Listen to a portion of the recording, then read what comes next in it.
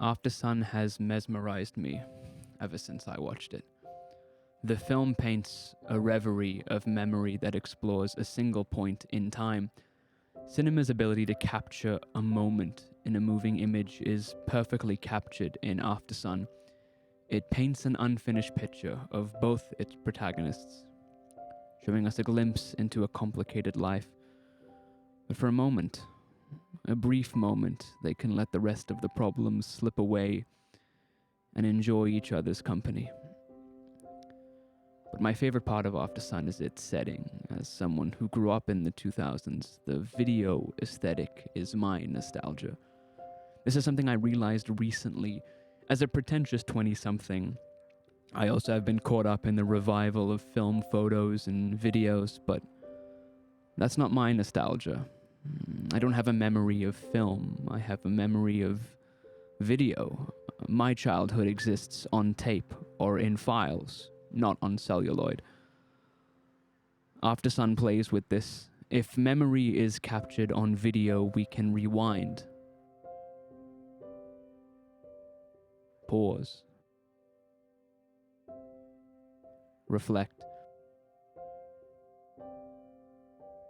Gaze back at a capturing of our former selves, with sound, with color, with life.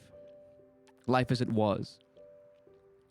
Charlotte Wells beautifully captures the feeling of reminiscing during an era where recording your life was no longer limited to the length of film stock.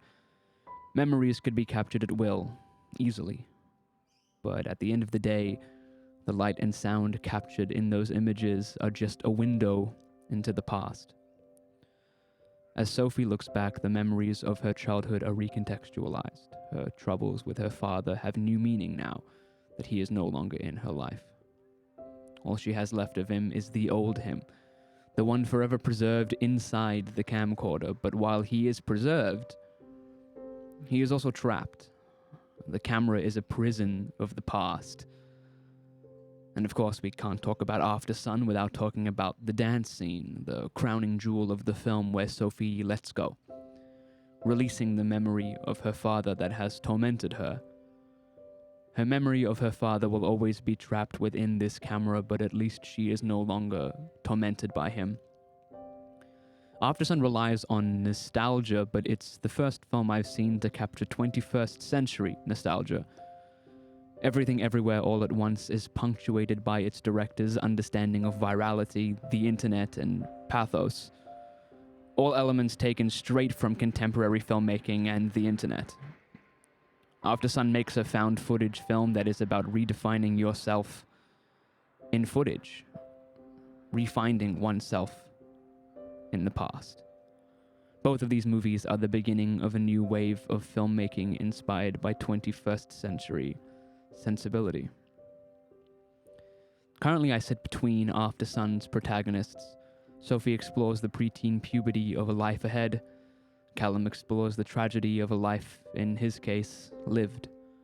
I am in the middle, trapped in an indecision of childlike wonder and adult nihilism. This is a time and place movie for me. Somehow it came out exactly when I needed it. This is a deeply personal film, accentuated by a deeply personal medium. The camcorder footage in this movie shows a memory, the truth. The rest of the movie is Sophie filling in the blanks. A shiny, full-quality picture that makes up for the fragmented 720p images of the truth. In the end, Callum and Sophie can still see each other on either side of the screen. Separated by time, yes, but bound together by love.